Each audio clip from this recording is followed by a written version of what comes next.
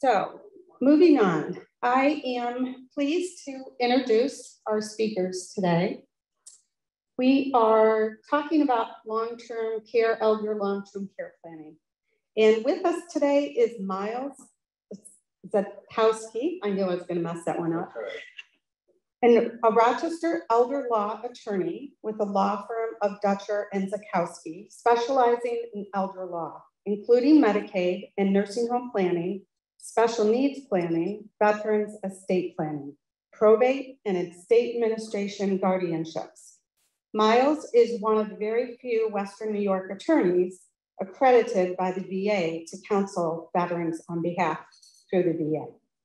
There is a more detailed bio in your materials, so I will not read that to you, but goes without saying there's a lot of expertise here today. Also with us is Richard Marchese. Richard is a partner in the firm's Elder Law and Healthcare Practice Group at Woods-Oviatt Gilman, responsible for handling all elder law and healthcare issues. He concentrates his practice in Medicaid and estate planning, Social Security, Medicare, and Medicaid eligibility, and recovery matters, asset protections, issues of spousal support, and the use of trust in Medicaid planning. Again, I won't read the whole bios, but please feel free to hold your questions until the end, and I'll invite you both to come up to the podium.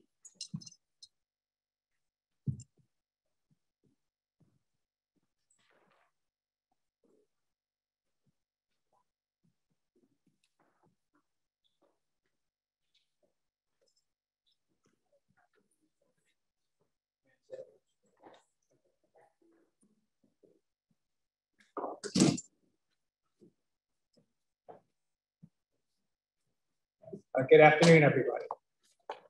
I'm so happy to be presenting here today at the Estate Planning Council, and even happier to be presenting with my good friend and colleague, Miles Zatkowsky. Miles and I have been doing this for a while, and it's a very collegial practice in the area of elder law. We're trying to cover a lot of ground today. I know that there's a mix of attorneys and financial planners and accountants, insurance brokers in the audience, so we're going to try to make this interesting for everybody. We're going to be talking about the long-term care crisis in the community that impacts everybody, whether you're doing estate planning for high net worth individuals or planning for folks who are in the middle area of income, all strata of our society. Talk about Governor Hochul's proposals at the beginning of the year that were rather shocking, and go over that and talk about why they were not passed. Talk about implementation of legislation that is new and will have a direct impact on all of our planning for next year. I know that, again, this is not an audience of lawyers, but we picked out 4 cases that I think would be interesting to all of you that were decided in the last year. And then Miles primarily will lead a discussion of the new power of attorney law that came into existence last year that a lot of people are still unaware of. And finally, speak about the subjects of remote notarization, remote witnessing, and guardianships. I think we've covered a lot of ground. We're going to do this at the back and forth between the two of us. I think that works out fine. There is a long-term care crisis in our community. And to be clear, this crisis was exhibiting itself before the pandemic. We were all aware of this. And that crisis was primarily a lack of staffing in nursing homes and in the home care field. When the pandemic struck, all bets were off. And we all know about what happened with nursing homes and Governor Cuomo's decision to move COVID patients and the deaths that occurred, our inability to see our clients inability to see their loved ones. It was awful. But the pandemic has really just exacerbated conditions enormously that existed prior to the pandemic. There is a severe staffing shortage that's of critical nature in our community right now, in upstate New York and across New York State, but particularly in upstate New York. And when you go to the outlying counties, you cannot find nurses or aides that are willing to act as aides for their parents. And Miles, we have a growing and aging population, and you and I have talked about there's no real help on the horizon right now that we see. That's right. The issue is, as Rick indicated, was there. And I think what happened in the pandemic is it became very visible because people couldn't get in to see their loved ones. When they did get in, they were appalled at some of the conditions. And you've seen even in our local papers, some of those highlighted. In the last 2 weeks in the Democrat and Chronicle and online, you've seen articles about conditions that were shocking to the families. Sadly, that's been going on a long time. It's just that now it's much more obvious and documented. What we've advised clients over the years is file a complaint with the Department of Health is one resource available. Unfortunately, what happens is that the Department of Health often comes back finding an unsubstantiated claim. And even when it finds fault at the nursing home level, there's little penalty. In fact, several nursing homes, one particularly in our community, has been scheduled to close down. It's still open. And there are still articles about horrific conditions. Just today, I think there was an article about the inability to see family. So in one of the nursing homes, as Rick indicated, nursing homes have closed wings. They've closed down. 2 nursing homes in our community have shut down completely. One just sold. The Friendly Home is purchased or is in the process of purchasing Fairport Baptist Home. Hillside is no longer. Hillhaven is no longer. Yeah. So those, a place with 500 beds, for example, those people have to go somewhere. And so if you have a loved one in the hospital and they're ready for discharge, there literally is no place to go. And that's been the problem. And some of the solutions have been send them out of town. And that just puts a damper on for that patient, that resident, and family. There's not going to be as many visits, going to be more difficult, they'll be less frequent. So as Rick has said, there's nothing on the horizon. And we're going to get into in a little bit, what they get paid and what creates that crisis. But if you have family or someone in a rural area, there's very little hope of finding an aide. It's not on a bus line, perhaps. They don't have a car. It's very difficult to find aides to come to the community. And the rule is changing in community Medicaid, but if people want to get home health aides in their own home, that's going to be more difficult. And the availability of those individuals is going to become even more sparse than it is now. Right, and it's like a snowball going downhill because with the testing requirements that were put into place for all healthcare workers, as you know, a lot of nurses left because they did not want to be tested. And because of when you have nurses leave, that increases the stress level on the nurses who are there working. And that leads to more people leaving because they can't work under those kind of conditions. So we've had local nursing homes now closing down wings, or in the lingo of nursing homes, taking beds offline.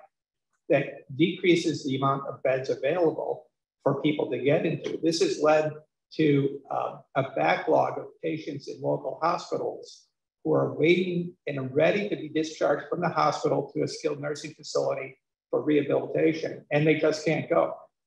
I've got a client at one of the local hospitals who's been ready to be discharged for 2.5 months, and he's still there. And in some instances, local hospitals are looking at nursing homes out of the area in Hornell in the Southern Tier. And it's just not to be all doom and gloom, but I just wanted to paint a picture for everybody here today Nursing homes, in response to this, if you're taking beds offline, you have to make your revenue. So they're increasing their private pay rates. You know, I'm telling many people now you can expect a private pay rate of close to $18,000 per month for local nursing homes. There are some local nursing homes who've raised their rates 3 times already since the beginning of this year.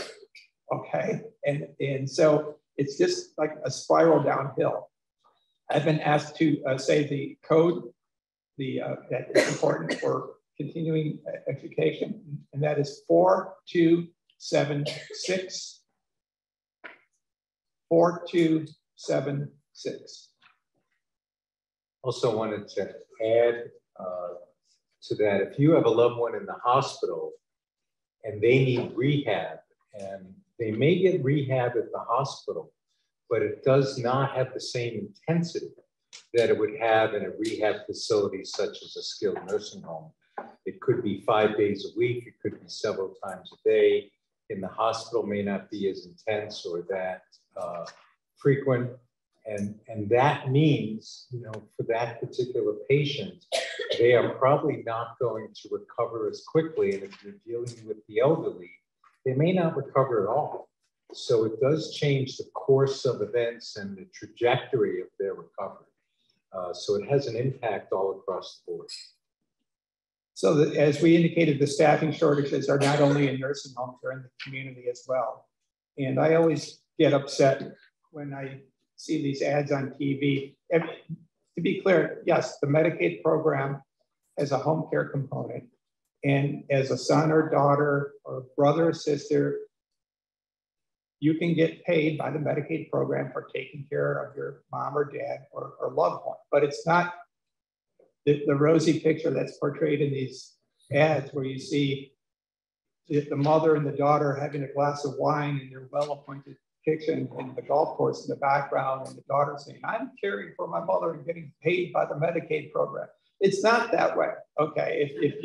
If you have needs that require a home care aid, it's difficult work. You may be helping with toileting, with bathing, with dressing, with clothing, and what is they don't mention on the TV ads is the rate of pay, which is the primary driver of the shortage of staffing in this community. So the rate of pay by the Medicaid program for home care is roughly $13 an hour. Okay, and we'll talk about legislation that is meant to address that. But when, you know, we've talked about this a lot, if a person is looking at, take a relative out of the picture, just a nurse or an aide who wants to work in the home care field, and they're seeing the difficult job that they have to do at somebody's home for $13 an hour, and they know they can work at Home Depot for $17 an hour. It's really difficult to convince somebody to do that kind of work. Yeah, at least at Home Depot, they give you a back brace.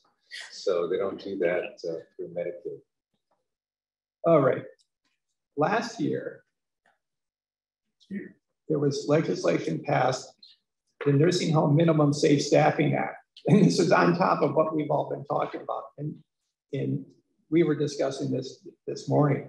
Very well intentioned, that indicated that for nursing home residents, that they must receive at least 3.5 hours per day of direct nursing care mandated by the state. At 70% of each nursing home's revenue must go toward patient care. And at least 40% of the revenue must go toward paying workers. It doesn't add up in my mind, but that's why it's so expensive. But the idea of requiring nursing homes to effectively have those hours documented and provided to each patient, again, exacerbated the fiscal problems that nursing homes were having, and again, led to their raising rates. And the other thing is, pretty sure it was digitally, I saw it today, I couldn't find it in the paper, but in the DNC, there's a trade association for nursing homes, and they are suing the state of New York on these mandates. And the reason is we don't want to be mandated how many hours a day of care to provide. We don't want to have these minimum ratios of staff to patients. And the problem is, we can understand their fiscal argument, but the problem is this was triggered by substandard care. And basically the lawsuit is saying we don't want to be regulated. We can't afford to be regulated. Therefore, let's go backwards to more substandard care. And it's almost guaranteed if you don't have enough staff, and we face this in other aspects of our society. Would you let your children be in a school or preschool or daycare where there were too many children to very few adults, and you worry about safety? The exact same is true with our infirms that maybe can't ambulate themselves, maybe need help toileting. There's no one answering the call bell, and there's not enough staff to take care of them.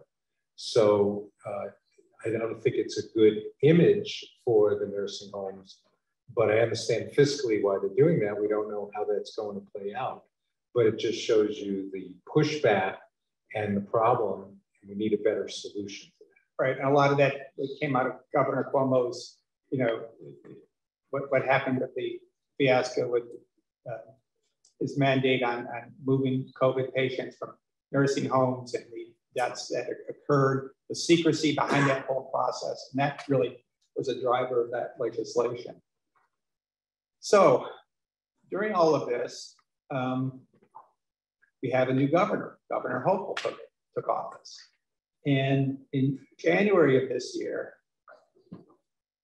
she proposed a total overhaul of the Medicaid program and kind of dropped the bomb on everything that had been done for the last 30 years. And took us, Miles and I are both on the elder law section of the executive committee of the elder law and special needs section of the New York State Bar. And this was stunning to everybody. The Governor Hochul proposed entirely eliminating the asset test to get on Medicaid. Now, you may or may not know, but Medicaid is a government-supported program. You have to have assets under the current level of $16,800. And it's a complicated process where some assets are counted, some assets are not counted. Retirement accounts are exempt. A homestead is exempt, but money in the bank counts. And it's really very complicated analysis full of pitfalls for the unwary.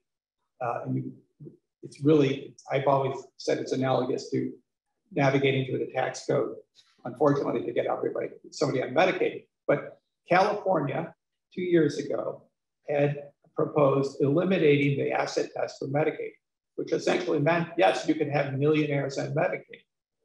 California has decided to phase in their program, but they're full speed ahead. And Governor Hochul saw what was happening in California and said, well, we'd like to go to that model as well here. Why did she propose that? Well, she saw that there were inequities in the Medicaid program, particularly for the lower middle class and the middle class. I mentioned how retirement accounts are exempt. A lot of people do not have IRAs or 401ks, and maybe their only asset is a house and $100,000 in savings. The Medicaid program, and again, the Medicaid is a ticket when you're looking for at nursing home care of $18,000 per month, which is only going to go up.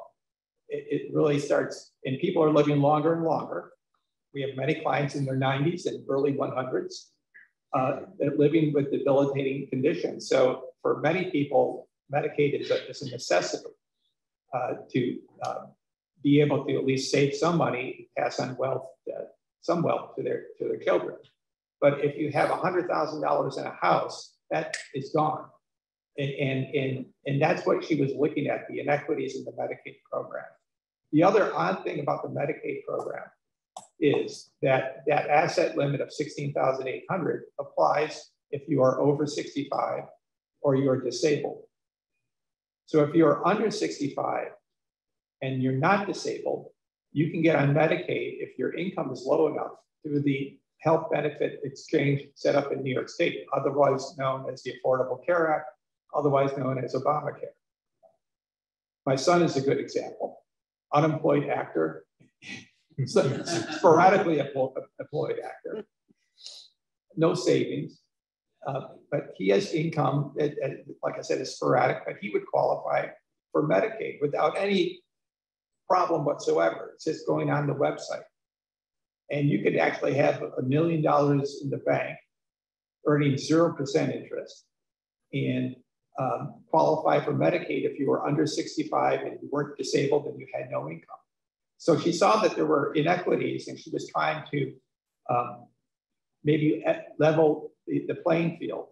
But of course, in doing so, raised a lot of alarms about, well, wait a minute, this means that millionaires will be able to get on Medicaid. And there was a big commotion at the elder law section about this and very heated discussions about how we should respond to Governor Hochul's proposals. Yeah, well, let me back up a couple of steps, because I often find when we talk about this with people that aren't working in Medicaid on a daily basis, we interchange the word Medicare and Medicaid. So let me just go backwards to say Medicare if you're 65 and older, or in other circumstances disabled, but basically if you're 65 or older, you just qualify just by age for health insurance. Medicare is federal sponsored health insurance. So one of the things we often see at many protests through the work that Rick and I do is we saw one particular sign that says, get the government out of my Medicare. But for the government, there would not be Medicare. So it shows you the misunderstanding of what the program even is. It's not based upon how much you earn. It's not based upon how much you have. It's based upon age. 65, you get Medicare. That's your primary health insurance. And you pay a premium for that. And if you make a lot of money and you're still working, you will pay a higher premium for that. But it doesn't cover everything. It's primarily hospital, doctors, your medical care. Medicaid picks up where Medicare leaves off. So if you are in a nursing home getting skilled care, not rehabilitation, no expectation of going home, Medicare at some point says, we're not paying for this anymore. And that's where you have to apply for and qualify for Medicaid. Otherwise, you're responsible personally for the $18,000 a month. And no matter how much life savings you have, it's just a matter of time before you have spent a lot of money. You can spend 50 years earning it, saving it, putting it away, investing it. And it doesn't take very long for you to spend it all if you're in a skilled nursing facility. So that's the distinction. It's health insurance. So right now, there are millionaires who qualify because the law allows to gift assets, move assets, to manage your own assets in such a way that allows you to give away some of that money, which will then trigger a penalty. Most people hear the penalty and they run in the other direction. The reality is that in many cases, that penalty is a lot less expensive than the $18,000 a month for the rest of your life. And as Rick said, that number's going up. So they look at planning and how can I protect those assets. So it really isn't that much of a surprise that if you change the threshold, some people will get disqualified, but some more people might be included. And that was the real issue, in that many people that struggle to buy a home or don't have a home, the house is exempt up to $950,000, some ridiculous number that doesn't apply in Rochester for the most part. But on Long Island and Westchester County, it has a lot of impact. But basically, if you can't afford to buy a home, you lost an exemption, a very significant exemption. If you had a job for 40 years that didn't give you a 401k, you couldn't afford an IRA after your living expenses, then you couldn't protect that money. So I think Governor Hochul was looking at the idea that I need to protect these people because they might have less money and won't qualify than people with much greater assets that will qualify for this benefit. But that's exactly right. But I think the problem he ran into is the Medicaid program there are millionaires on Medicaid, but the Medicaid program serves the poor, the lower middle class, the middle class, the upper middle class, and the wealthy. That's just the way it is. So I think people were very concerned that she was opening up Pandora's box. This would lead to great tax hikes in the state of New York, because it would be Medicaid for all. I mean, that's basically what this program was. But this program was a go, go, go, go, go. And we got to about 2 weeks before the budget, and we were preparing internally in our firm for a shift in the planning that we're doing, many discussions, and then the Buffalo Bills came. Okay. And so the governor, 2 weeks before April 1st, which was the budget deadline, announced that the state was going to pay in large part for the Buffalo Bills stadium.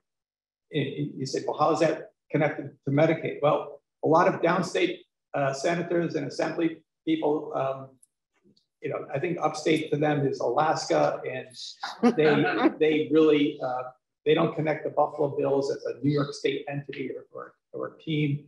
And they say, well, wait a minute, we can't do both of these things. Now you're going to spend taxpayer money for the Buffalo Bills, and you want to eliminate the resource test for Medicaid.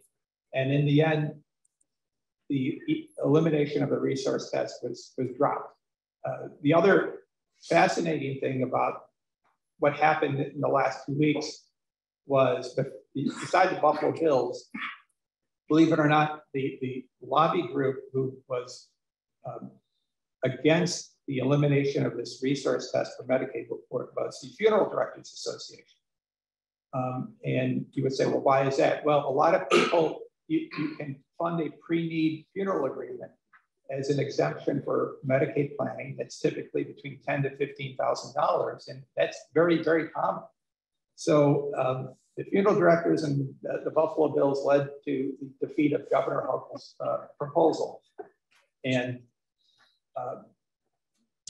whether it's going to be reintroduced in the future, it very well may be. I think a lot will depend on what happens with California. I think there was also a groundswell of people who were saying, looking at what's happening in California with the high taxes and saying, well, this is where New York is going to be heading. We really don't want that to happen. And also, I think it was within a week of April 1st, and that's our fiscal year beginning. And there's been a goal to get an on-time budget. It was a little late this year, but it was also Governor Hochul's first budget. But the controller, DiNapoli, said, we can't afford this.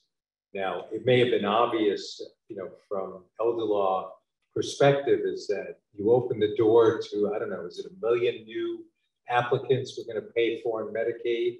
Is it 5 million? I mean, we didn't really have any gauge as to how many more people would be eligible for these services.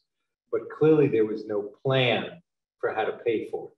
And that should make things obvious that if you can't afford to pay for it and you have no plan, then you better get back to the drawing board. But our controller did his own research and calculated what it would cost. And I think that, coupled with funeral directors, coupled with the Buffalo Stadium, this was a very fast downhill fall.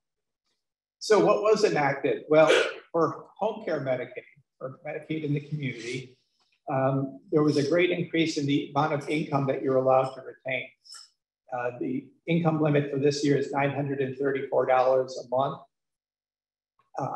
And traditionally that's gone up by $5 to $10 every year. It's going to be increased to $1,563 a month next year. And for a couple, it's almost $1,000 increase from $1,367 to $2,106. This is for home care purposes. If you're in a nursing home and you're a single individual, all of your income gets applied toward your cost of care minus $50 a month that you're allowed to keep in your personal needs account. That's the one number that has not gone up. $50 a month. 41 years I'm practicing law, that's been $50. So it used to buy you a haircut and maybe an ice cream social. I'm not sure if it's more than one haircut these days. But this is going to be a great benefit to people who only have Social Security as a form of income. And we do have a lot of clients who are at both, who don't have pensions, who don't have IRAs. This will allow them to retain a lot of their money without having to spend the money down on their care or to pay that money to the county. Those with incomes over that limit will still be able to utilize a pooled trust, a pooled community trust. There are several in this community that are there almost specifically to allow people with excess income to utilize a pooled trust. And that's, you know, in this community, it's the Center for Disability Rights, Future Care, Balanced Care, which is a new organization, very, very good, and I think one or two other entities. But pooled trusts are utilized by almost every Medicaid recipient in the community who has income over that limit. If I'm on have applied for Medicaid and I've been accepted, if my income is currently over $934 a month, I may send my excess income by direct debit to a pooled community trust, which is for people who are disabled of any age. And then the pooled trust can then use that money that I've sent to them, my excess income, to pay for my living expenses at home. They can pay for my cable TV, my phone, my rent, and it's been, it really is a great benefit. With the raise in the income limit, that may obviate the need for many people to use a pooled trust. Right, so if someone has, just to use round numbers, easier math, if it's $1,000 limit and you have $1,100 of income, let's say it's only a Social Security check and you have $1,100 of income, you're $100 over the threshold. So if you gave that money monthly to the pooled community supplemental needs trust, Medicaid would recognize that as it's exempt. You don't have too much income because you're giving that money to the pooled trust. You can then request the trust to pay for certain things of your own. And you're also entitled to keep that other $1,000. And so the issue is, if the number goes up, if it's up at 1,500, then those that are under 1,500 have no need for the pooled trust. So there'll be less activity for the pooled trust. And pooled trusts are always run by not-for-profits, but you know, they do make a little bit of money processing through that. I'm a trustee of the Future Care Pooled Trust, and sometimes it's a struggle, but it's what, you know, for the trust to survive. But we do see that there's great need in this community, and the number of pooled trusts have grown significantly. There's also an issue of whether or not under the community Medicaid, the way the rules are written, which we're still pushing back on behalf of the Bar Association, it may invalidate the use of the pooled trust because of the way the language is written. But that's why the application of the new rules for community Medicaid keep getting pushed further and further out to deal with some of the technical issues that are raised by the new law. And also enacted was a big spike in the asset limit from 16,800 to a little over 28,000 starting in January 1st of next year. And for couples who are living at home, the asset limit was increased to $37,908. And again, retirement accounts, as long as you're taking distributions, do not count toward that asset limit. The home in which you reside does not count. One automobile of any value does not count. So there's a lot of planning involved, but raising that limit is substantial, and it's going to, again, hopefully ease the financial burden for families who are seeking Medicaid. The reason we're spending, again, so much time on Medicaid is because of the high cost of care in the community and the great need for that planning. Even for home care purposes, if you're privately paying for 24/7 care for a loved one, that's over $25,000 per month at reasonable hourly rates of say $30 an hour. I think the private pay rate for home care is anywhere from $25 to $40 an hour right now. through an agency. That's correct. Yeah, and there are issues. I don't think we have time for it today, but there are issues with people paying under the table because under the labor laws, we've seen situations where the patient that they're caring for then goes to a nursing home, has a stroke, can no longer stay at home, and then they say, well, I'm losing my job without any notice. That's right, we didn't plan the stroke, we wished it didn't happen, but it happened, now we don't need you. So they apply for unemployment. After they've been paid in cash and avoided reporting that income to the government, they're now looking for the government to pay their unemployment. That actually turns out to be a gigantic mess for the employer, not for the employee. So we often advise clients that while it costs more, you're going to pay about 30% more to use a payroll company. You're also going to protect yourself from future litigation if that happens, because there really is no downside to the employee.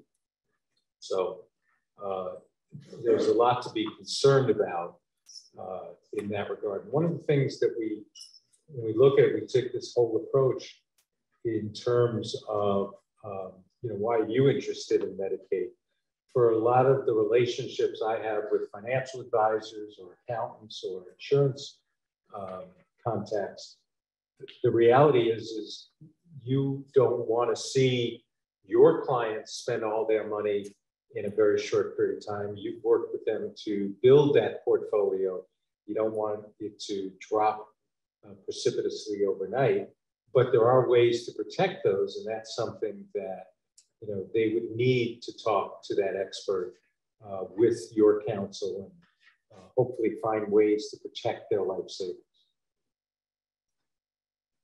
As you see on this slide, Governor Hochul did try to address the staffing shortage, and so did the state legislature. They passed a home care minimum wage increase. Now, whether this is going to be enough, I think it's a matter of concern, but that $13 an hour is going to be raised as of October 1st, 2022, this year, by a $2 increase per hour, and then an additional $1 increase over the course of the next year. So, that is something. Now, even that little increase is going to cost the state $7 billion for that increase in wages. And that's because of the number of aides who are on the Medicaid program. Again, this is less than what advocates wanted.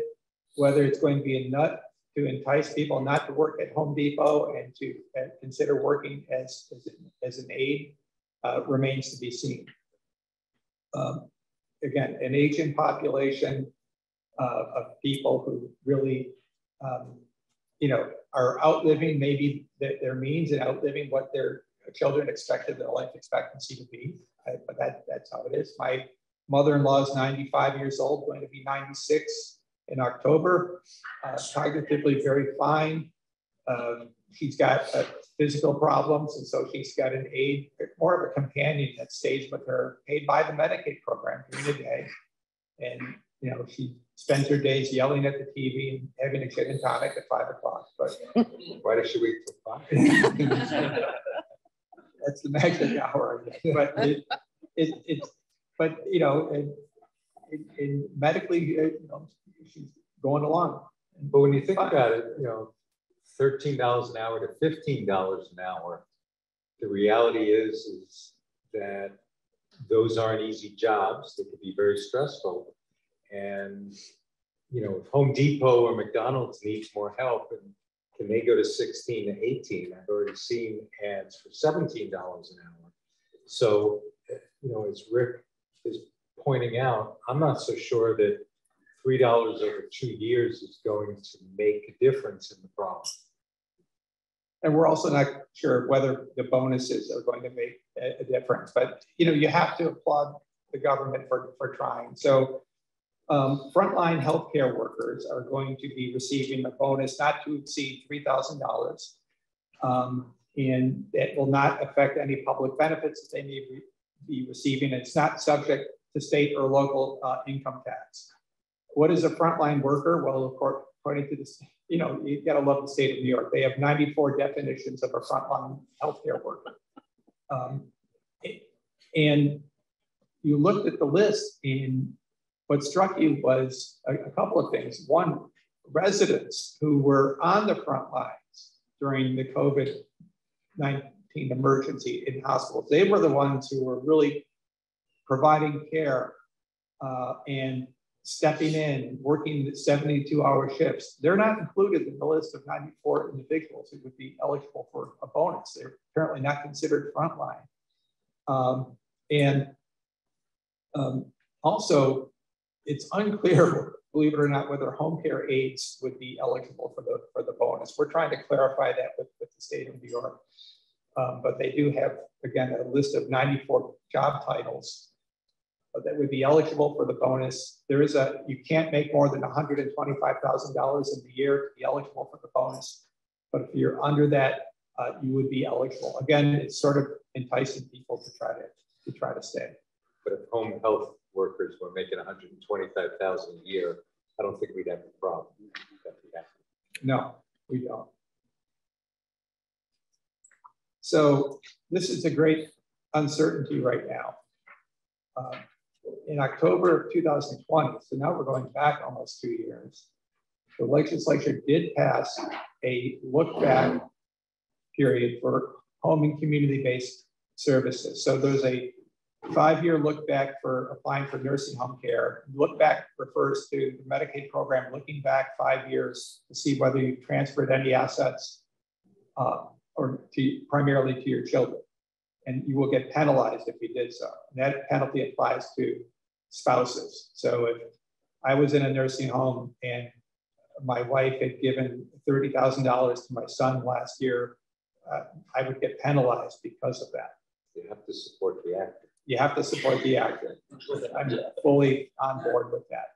Well, I mean, the problem is the Medicaid program has always been a gotcha program. And we have parents and grandparents trying to do good things for their kids and grandkids, and then they get the rug pulled out from under them when they apply for Medicaid. So this has always been a problem and a planning conundrum that we, you know, as attorneys work through. There is a proposal, this legislation was passed, but it hasn't been implemented yet. So this was going to be a 30-month or 2.5-year look back for people who are applying for home care. There's never been a look back for home care purposes before. And this has been delayed. The implementation of this has been delayed because of the federal declaration of an emergency due to the pandemic. States are not allowed to make Medicaid eligibility more difficult during the pandemic. Everything's on hold. So this has been pushed down the road, pushed down the road, pushed down the road. And now we're hearing the earliest date it could be implemented would be January 1st.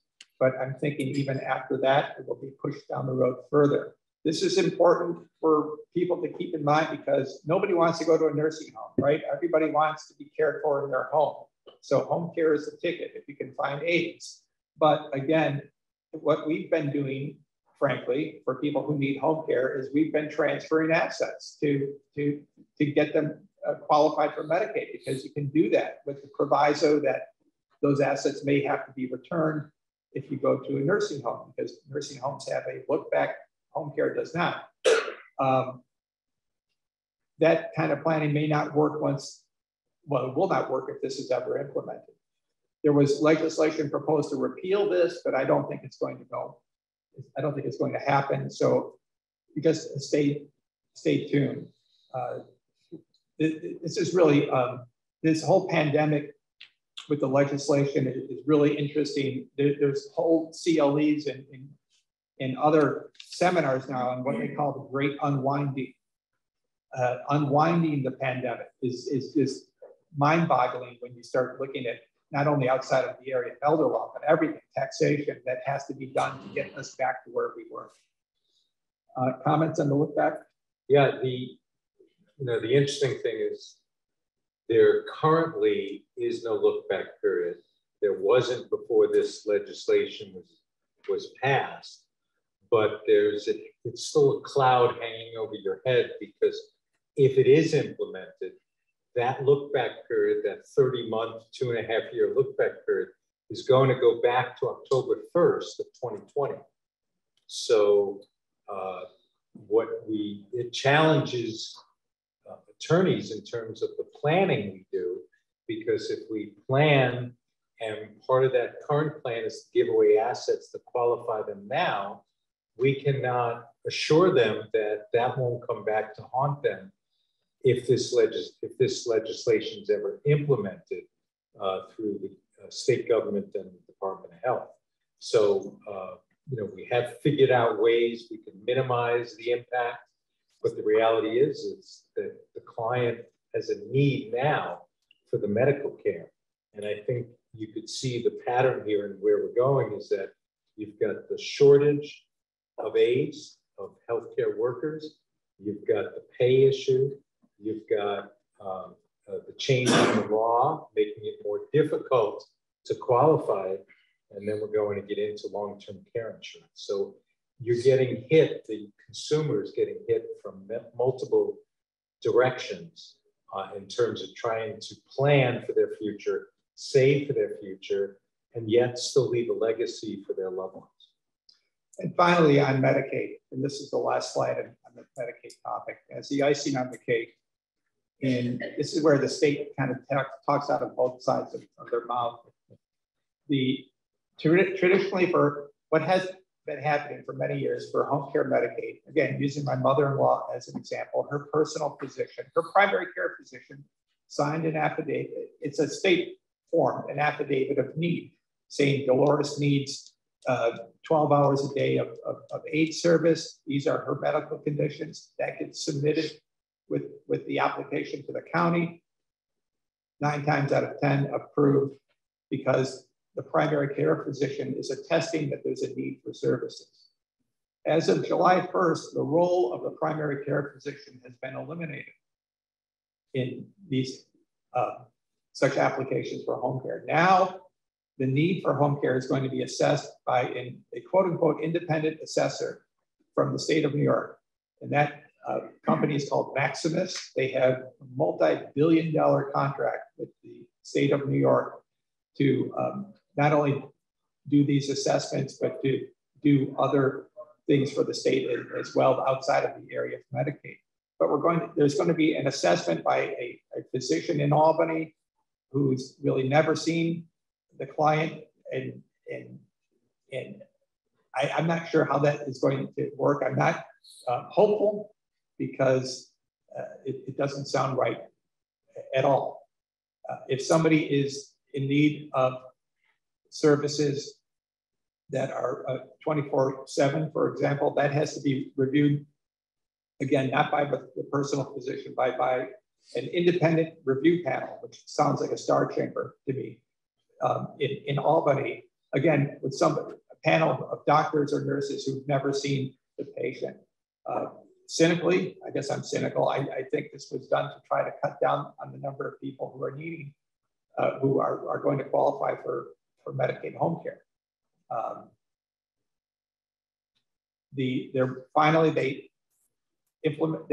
There was legislation that was enacted, not implemented yet, that in order to qualify for Medicaid home care services, you need to show an inability or need assistance with more than 2 of your ADLs. ADLs are activities of daily living. So you have to show that you need assistance with bathing, toileting, dressing, ambulating, transferring, eating. And that standard has always been 2, and it's going to be now increased to more than 2. So that's why I said the state is kind of talking out of both sides of its mouth. They want to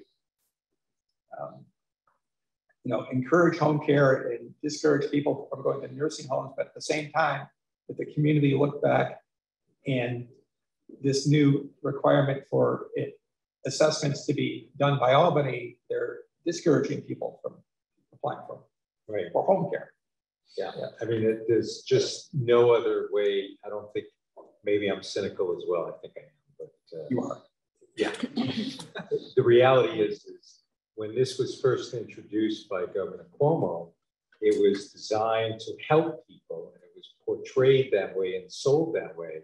And when you look at it, I don't know how you help people by making it more difficult to stay at home, because clearly it's too expensive to go to a nursing home. And, you know, no one could afford to do it endlessly. So the state ultimately picks up that tab, and that's part of the problem the state's trying to fix. When you look at the regulations, even with this independent with Maximus, the reality is that they have a contract with the state. So while they may be independent, the fact is that if they agree too many times that this person trying to live at home needs 24-hour care, frankly, the state can't afford that. So what's going to happen to their contract, their multi-billion-dollar contract with the state? So it's hard to envision that they're going to see it as independently when it may ultimately not be in their own business interest to grant the 24 hours a day. Great. All right, now on to long-term care insurance. And Miles, maybe I'll ask you to take the lead on this. We were talking about it this morning. The long-term care insurance has multiple components. And one of the questions I think Rick and I ask when we meet a new client is, you want to know what other benefits they have. Are you a veteran? Are there other benefits you might be entitled to that you didn't tell me about? Do you have long-term care insurance?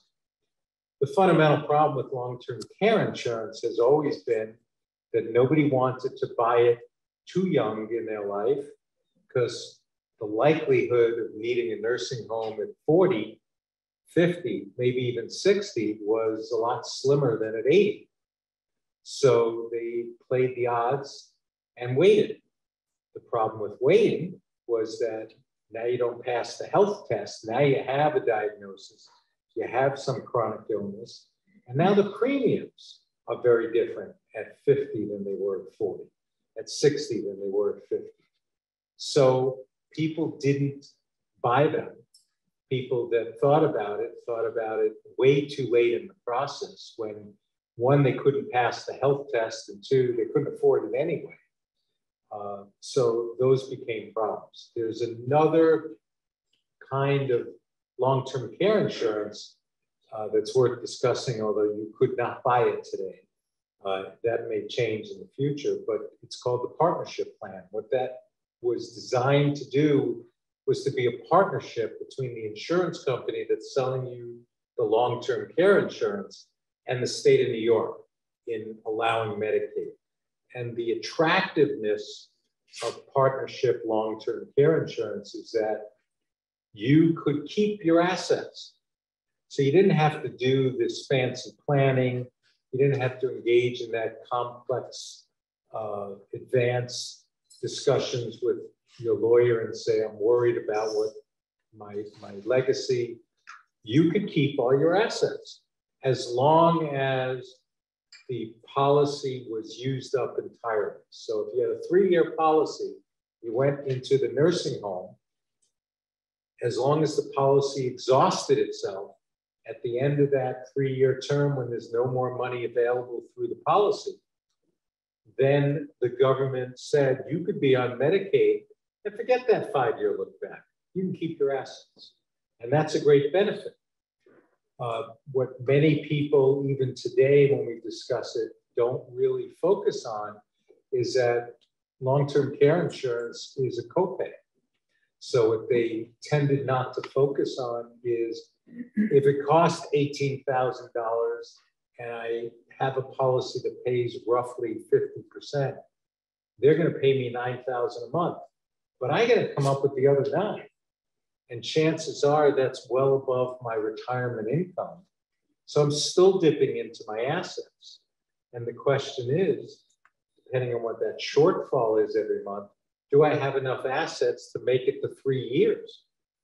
Because if I'm still shelling out $90,000 a month, that's over $100,000 a year, multiplied times 3 years, the life of the policy. If my life savings is $300,000, I'm going to have 0 at the end anyway. So what was the difference being able to preserve my assets? So what has happened now is that the partnership plan became so expensive, really, for the carriers decided we're not going to sell that policy in New York any longer. So it's not available today, but not because the rules changed. It's not available because there's no insurance company offering it. And over the last 2 decades, I'd say we went from maybe 8 or 9 companies to 2 or 3. MedAmerica was a local company, an offshoot from Excellus, and they were the largest seller of long-term care insurance. And they are still servicing, but they are no longer selling those policies. Right. So it's harder. MetLife is no longer selling those policies. So it's, I think, John Hancock, maybe Genworth, maybe. Mutual Omaha, that's the only traditional. Thank you. Yeah. Thanks, Kevin. Yeah, that's, I mean, it's, you know, it takes away the option. Yeah, I know. And when I see clients that still have the partnership plans that they bought long ago, I said, oh, you've got the golden goose and you've retained it. You've paid through the premiums. My feeling, I like long-term care insurance. If you don't get inflation protection, in my mind, it's not worth anything really because of the escalating cost of care. So if I have a client who had a policy that paid $100 a day for their care at a nursing home, and they bought it 15 years ago, and they come in today and without any increase in that, it doesn't really do anything for them. I mean, it's sad. So inflation protection, 3.5 or 5% is necessary. Insurers are trying to cull the herd. I can't tell you how many clients I have who received notices from insurance companies that their premiums are going to be going up, up, up because insurers are trying to get people to drop the policies. So here's an example of a letter one of my clients got saying, you know, here, use my name. Dear Mr. Marchese, your long-term care insurance policy is part of a class action settlement. And this was a Genworth policy. We are making one or more special settlement options available to you while still providing meaningful coverage.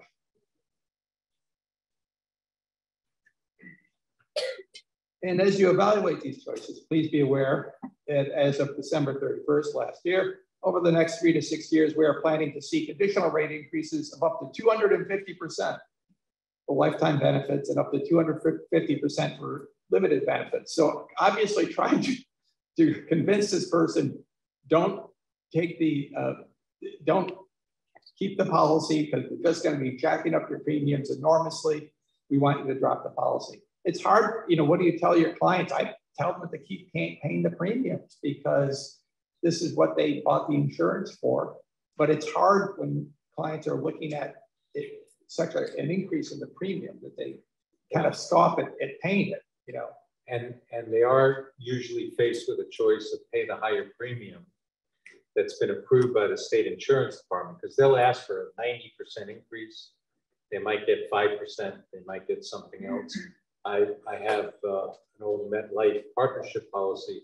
I've paid 3 increases over the last 10 years. So if you think about that, about every 3 years, the premium goes up. When it was sold to me, this is a fixed premium for life. So, you know, of course, I knew that they can get permission to increase the premium, but that's not really the sales pitch that the insurance company wants to make to you. Yeah. And so the problem is, I mean, there are things you could do in terms of long-term planning if you don't have long-term care insurance. But as Rick said, the most important thing is that inflation rider, because if you're still at the $100 a day, you really have nothing pretty much because you still can't afford to pay the difference. But if you're getting half, roughly 50%, Rick told me today he had a client who's paying about $900 a day. $865 a day for her bed, for his bed at one of the local, I won't mention the nursing home, but it's a lot. It's a lot. So if you're shelling, if you can get $400 or $500 a day out of your policy, then you have to look at, can I afford the difference? Because it is just a copay. All right, I'm going to move on because I'm cognizant of trying to get everything in. I'm going to skip this case. And I want to talk briefly about, we have 3 cases that I think may be of interest to you. If many of you who've been members of the Estate Planning Council, there was a presentation about a year ago by Dr. Bamba on most forms, medical orders for life-sustaining treatment. But I want to read the facts of this case, Miles, and then ask for your opinion on it, because you do a lot of work with your clients and people in hospitals. So let me tell you what this case was about. In this matter, the decedent was 63 years old, suffering from advanced Alzheimer's disease, residing in a nursing home, unable to recognize his wife, unable to recognize his children, unable to communicate in any meaningful way, 63 years old. He was admitted to Montefiore Hospital after being found lying on the floor at the nursing home. The hospital staff had a healthcare proxy on file, as well as a MOLST form and a living will that was all signed by this individual, the decedent, when he was competent, when he was doing well. The living will provided that if he had an incurable or irreversible mental or physical condition with no reasonable expectation of recovery, or if he was in a terminal condition that he did not want and did not consent, cardiac resuscitation, mechanical respiration, tube feeding, or antibiotics. He was very clear on that. There was also a MOLST form that basically indicated that the decedent was not to receive intravenous fluids or antibiotics. He appointed his son as his healthcare proxy to follow through on these directives. The examining physician contacted the son to go over these directives and confirm those directives with his son. Nevertheless, the doctor directed that the decedent be treated with intravenous antibiotics, ordered a brain scan, and the administration of other medications that were not necessary to alleviate pain. This person, after the administration of the antibiotics, the decedent lived or endured pain and suffering over a period of approximately 30 days and then died thereafter. So the family sues the hospital. Now, one of the interesting things in the state of New York, it's been the law for quite some time, is that there is no cause of action for wrongful life. You cannot sue and say, hey, my instructions were that my father was not to receive any of this medication, and you prolonged his life against his wishes. That has not been a cause of action in the state of New York. The Court of Appeals has affirmed this. The status of being alive does not constitute an injury in the state of New York. However, in this case, the court indicated that the plaintiff's son was able to prove that their father was experiencing pain and suffering during this 30-day time period. And therefore, the court allowed, it said that the plaintiff may seek damages for his pain and suffering. And I wanted your opinion on all this, because you see a lot of this in your work. Yeah, the key difference here is it was a malpractice action, and the defendants tried to portray it as a sort of an action for the injury of keeping me alive, and they sort of changed the character of that. And a lot of those cases have been, I mean, it's well settled law, and some of those cases are with people that want to die and make those choices and can control that to some extent, but it's also, you know, with births or issues of unwanted births. So the Court of Appeals, New York State's highest court, has dealt with that time and time again. That's clear. What was this court's decision was that this is a malpractice action. And what they're saying is we could prove, and again, now this is going forward, to prove that. This case has been kicking around for at least 3 or 4 years now. We're going to prove that he was in pain. He suffered. If you're in pain due to someone else's negligence, that's recoverable. That's an action and you can recover for that. Of course, there's a limitation on, it's only 30 days. What's that worth? It's not 30 years of pain and suffering.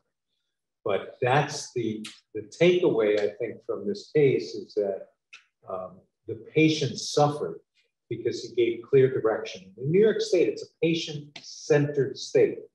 I get to decide, and the way a healthcare proxy works is that if I've already decided, you don't need to ask my agent what they should do. They're not my surrogate. I've already decided. It's in writing. It's on this document. And in this case, there was a MOST, which must be signed by the physician. Yeah, it's a medical order. It's a medical order. So the doctor's order is, don't do this. Ignore their own order. Right, and that's what it boiled down to. And that's what caused the pain and suffering. So this was originally thrown out in the surrogate court level. The first department, which is the appellate court, said, no, I'm reversing that. Now this lawsuit will continue and go on. So it may have years to go. We may have to report on that in the future. But the point is that it is, my guess is that doctor does not work at this hospital any longer because the hospital gets sued because the doctor is an employee and the hospital had clear records and clear direction of what to do. And that was ignored. Yeah. And that's what, that's why it's important for all of our clients to have healthcare proxies, spell it out. Don't wait for litigation if it's clear. The problem here is it seems like there wasn't a lot of facts in the written decision that gave us too much insight, but it sounds like the doctor went on his own and said, I don't think that's the right thing to do, which is interesting because we often see the opposite of that, where doctors say, hey, your dad is 92 years old. This medical treatment's very expensive. And, that's equally horrifying is that, you should just let him die because, as a society, we're paying for the medical care. But the takeaway, I think, is that have your papers in order and be an advocate, because that was really the problem here is they didn't know about some of this. And of course, the antibiotics worked and kept them alive for another 3 days. The testimony was that he would have died within 4 days had he not had the antibiotics. Right. But there's no explanation whatsoever for the brain scan and these other non-pain related tools that they use, because what was, when you think about it, what was the difference? And of course, the cynical allegation is, well, the hospital billed for the MRIs and scans and all this stuff, and they got paid for it. So that was pretty cynical on your part. It was. Next case, I wanted to bring your attention to Werther versus Werther. It's an entirely different subject, but kind of interesting. So in this case, the decedent had granted his nephew a valid power of attorney, which gave the nephew control over the decedent's IRA and authority to change the beneficiaries. So the beneficiaries were changed on the IRA form from Morgan Stanley from his 3 children to other beneficiaries and basically disinheriting the decedent's son. So the agent under the power of attorney signed the appropriate Morgan Stanley forms on behalf of the decedent on October 3rd of 2017. That was all fine. He was acting under a valid power of attorney. Those forms were never submitted to Morgan Stanley until after the decedent passed away. After the decedent passes away, the agent under power of attorney then submits the change form to Morgan Stanley.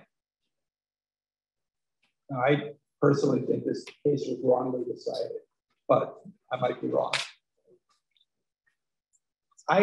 My thought was, well, you're out of luck because you didn't submit the form to Morgan Stanley. Your authority as power of attorney ended when the decedent passed away, and that's it. That's not the conclusion the court reached. The court held that there had been substantial compliance with Morgan Stanley requirements, and they upheld the validity and effectiveness of the change form, even though it was submitted after the decedent had passed away. And the court ruled that while it is undisputed that defendant's power of attorney ended Upon the decedent's death, defendant signed the form designating the trust as the IRA's beneficiary during his lifetime, while she had the authority to do so under the power of attorney. The designation of beneficiaries is separate and distinct from tendering the form for changing beneficiaries. I thought for sure this would be appealed, but I haven't seen it yet. So it's just, I've always thought that you have to actually submit the form to the entity, whether it's Morgan Stanley, Goldman Sachs, in order for it to be effective. This is, I don't know. Yeah, from a practice note, I would be very uncomfortable if I found that form in the file and we never submitted it to the financial institution. Do we know what Morgan Stanley's position is in this matter? Have they given any money to anybody yet? I don't know that. It's unclear from the decision. Yeah, that wasn't spelled out, but that's a great question, because the Morgan Stanley may say it's not in our file. We've had that happen where we sent in a new form changing the beneficiary, and the financial institution said, well, we don't have it, and therefore we're not going to honor something that's not in our possession. So I was surprised about this case that there would even be an attempt to say, let's change that. Of course, there's nothing to lose. The worst that they can do is say no. But it's an interesting result that says it was valid. The change of beneficiary form was validly signed by the POA at the time. And I think you're right. This is where it winds up, and we don't know where it's going to go from here. Is that, okay, it's valid, but now are they going to honor it? And do they have to honor it? That question is not answered in that decision. Yeah, this was from November of last year. So it may still be further court action on this. The last case, and then we're going to start moving into Miles' discussion on the power of attorney, because we cognizant of time. How much time? 10 minutes. 10 minutes? Oh, yeah. gosh. Okay. Yeah. That's not good. 35. Okay. I thought we went to 5:40. We started 5 minutes early. Oh, okay. Okay.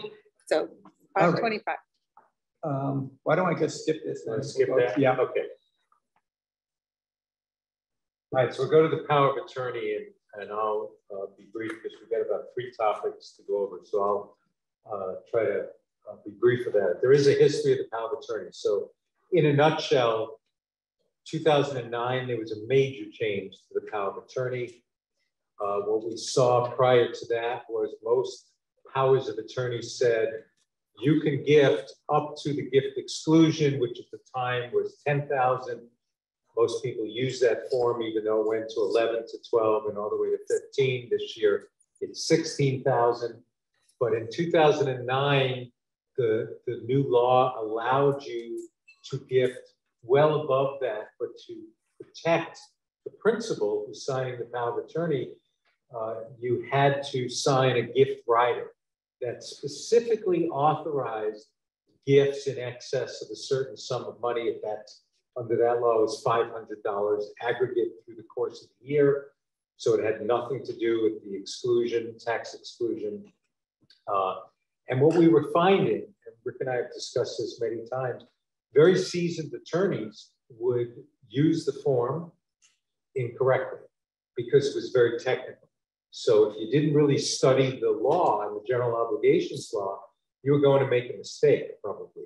And one simple example of that is some people didn't initial the gift rider portion. You had to initial it on the main document and then fill out and sign in front of a notary and witnesses the statutory gift rider. So some did one and not the other.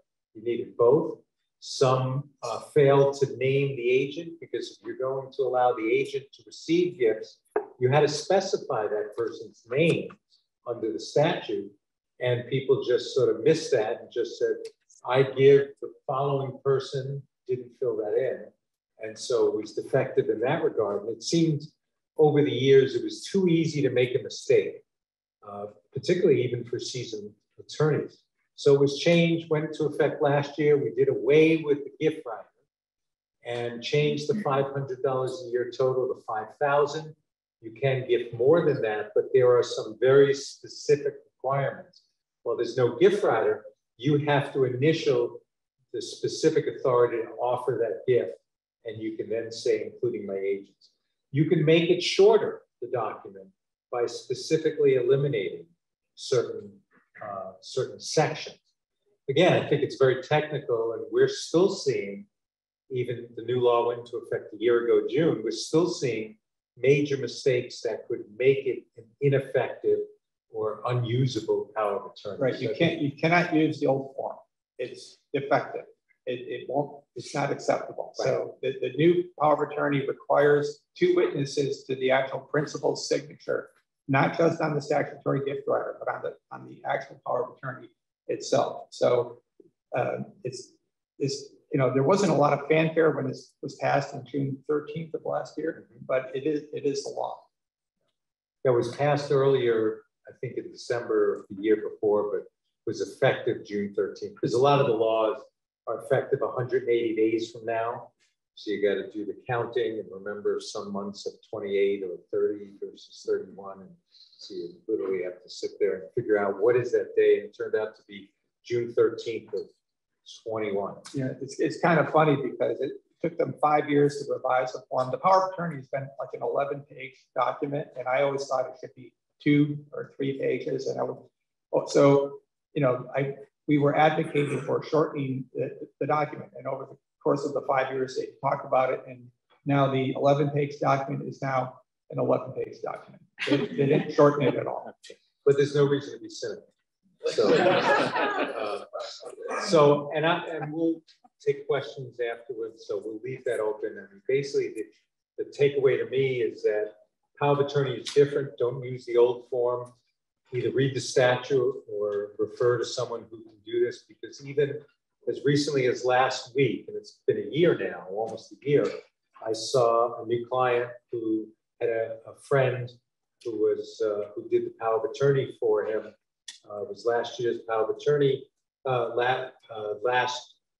was the old form that was invalidated last year, and it was a friend who was a lawyer. So not within their area of expertise, but I'll go get the form.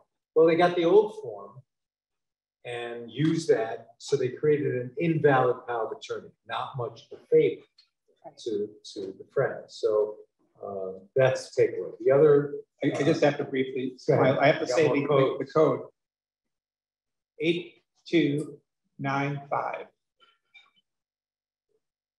The code is 8295. Is that for the free drink? Wrote it down. Don Cheemeyer has a secret code. So, let's move to. I'm sorry. That's right, remote notary. So during the pandemic, we were allowed to remote witness and remote notarize. And that was the case since the executive order, which I think actually didn't come until either late March, early April of 20. And then we were no longer in a state of emergency. And so that went away. The executive orders that were only good for 30 days at a time went away. And with it went the ability to remote notary and remote witness. But Governor Hochul signed a new law that would have made effective starting next month, but that's pushed out till January 31 of 23, new online notaries. And there's 2 types. So we're just going to give an overview of that. And I think probably it's a good idea to do a session as that becomes clear, because the Department of Health has to provide regulations. They have not yet, and they have till the end of January to do so. So I just wanted to say also, I was a big fan of remote witnessing and remote notarization, as were my clients. It allowed me, if my clients had an iPad or an iPhone or another device, if they could be at their home and I could be in my office and I could see them, attest to their competency and witness the documents. I thought it was working great, and I'm very kind of disappointed that they didn't continue with that. I think you had the same feeling. Yeah, we had the same experience, and you couldn't get into the nursing home. You couldn't get into assisted living facilities. Everything's locked down. So how do you sign documents? It's not like it's all of a sudden unimportant to do a healthcare proxy or a will or a power of attorney. In fact, in many cases, it was more important. We had clients calling During the pandemic, certainly in the early stages of the pandemic, I don't want to be on a ventilator. I'm reading all these stories about people on ventilators.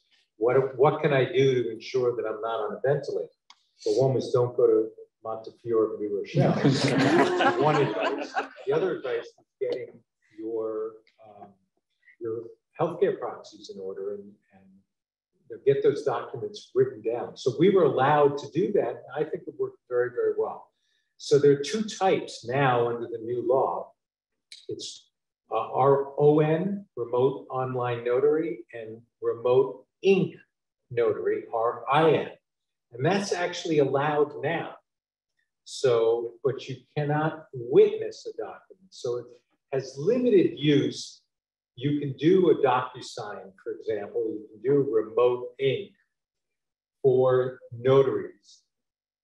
There is a requirement to have the notary jurat indicate how it was done, that it was done using this process. After January, it will be required that you keep those, keep a log for 10 years of all of those remote notarizations. You also have to record the event. So it's a video, audio engagement, whether it's Zoom, Microsoft Teams, Google. You have to record it and you have to maintain the recording. One of the more difficult standards will be verifying their identity. So if it's an existing client, you know what they look like, that might not be a problem. What we did before was look at their driver's license just to say, before I notarize this, I want to see your driver's license. So there will be rules in place that are more specific, and but there is going to be a distinction between remote ink, which the process was and will be similar with more regulations, is that if you're on a video, you can sign something. I need to see you sign it. You need to either fax it to me that day or scan an email to me that day and then mail me the originals within 30 days. And I will notarize my hard copy once I get the email or the fax, and then notarize your original once I get it in the mail. And the notary is effective the day I saw it, not the day I received the hard copy. Now, remote online is completely different, and it's actually available today. And I've been trying to compare those. We've had clients in Europe, for example, and during the pandemic, the embassies were either closed, they were difficult to travel to, or they were only open with appointments. And by the way, we weren't doing any notarizations. So those services weren't necessarily available. There are some states here, I think Virginia, North Carolina, that have a statute that allow the remote notarization. So we had several clients in Europe contact, and it's not the $3 fee, it's probably $100, but they contact these remote notaries in those states and they notarize, and we then get the document and it's got the Virginia notary stamp on it. And we've done that locally. So someone who was a beneficiary of an estate received their money because we got the waiver, the receipt and release in an estate. And the court accepted that. We called the court and said, I found it very unusual that, you know, that's valid. He doesn't go to the embassy. He basically goes online and looks for a notary. Exactly. And you can do that. I had a client in England who must have gone online looking for online notarization, found somebody in Virginia who would do it. It's legal under Virginia law. And we were able to do it. And it was accepted by the circuit. Right. And then we called in advance and they said, oh, it's valid in that state. It's valid for filing here, which was wonderful. And it made it easy. You know, the key is avoiding any fraud, but there are methods in place under the law for that. So I think that's really the important thing to understand, is that it's going to be available, but it's not available for witness. It's a notary statute. And the problem with that is that the power of attorney now requires witnesses and a notary. A will requires 2 witnesses in New York. So we can't do that remotely, when during the pandemic, the height of the pandemic, we were able to do that remotely. And that's what we're lobbying for in terms of the new laws, to make that available again, because our clients that can't travel or out of state, whether for the winter or temporarily, can still get that done. So The last topic before we take questions is about guardianship. That's our last resort. So it piggybacks off the power of attorney in that we always try the least expensive way is a power of attorney, a healthcare proxy, someone to make financial decisions or manage finances, make healthcare decisions if the principal is incapacitated at the time. And we can then allow the person to decide who I want making those decisions. The guardianships is the last resort for a number of reasons. One is that you don't get to decide, the court decides. So now it's out of your hands. Secondly, it's very expensive. I mean, you're probably looking at $5,000 or $10,000 if it's contested, 10 to 20 or more for a court decision. And it can get very ugly, particularly among family members. That's why a power of attorney is you know, you're saving yourself so much time and expense down the road. If you don't have the power of attorney and you're looking at a guardianship, you have to go to court. It's a hearing. This is what you do.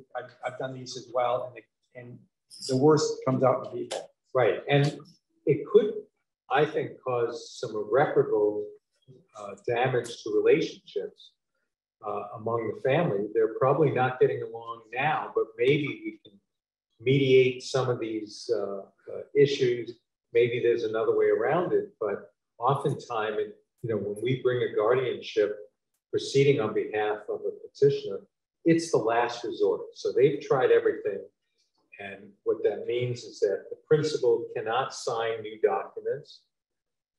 There are times where we get a power of attorney and then someone goes back and says, well, I got a new power of attorney. I revoked your power of attorney. I call that POA ping pong. And I don't want to play it. We're going to go to court and let the court decide who should be the agent for this person. And usually we recommend a third party, because if one of the family members win and the other one loses, then chances are some family members are going to be excluded from a relationship with their loved one, under the guise of they don't want to see you or whatever it is. So we want someone independent to keep as much harmony as possible. Sometimes it's beyond repair. Yeah, I had a case 5 or 7 years ago where a brother and sister were fighting over who would be guardian for their parents. The parents were living at home. They each required 24/7 care. I represented the daughter, and they hated each other, brother and sister. And it just, it's one of those cases that you say, why did I get involved in this? It brings out, like I said, the worst at times. My client was insisting that I put in the petition what her brother did to her when she was 5 years old. And she was dead serious about it, and you get these pent up family issues, resentment, guilt, whatever, that boil up to the forefront when you're in a contested guardianship proceeding. So again, a lot of that can be avoided. Well, and I think that's where we spend our time in practice, trying to avoid the guardianship, not promote it. Yeah. So on that note, looks like we're over. You're over. So I want to first, before we go into question and answer, just thank you both for the presentation. A lot of wonderful information, and we appreciate it.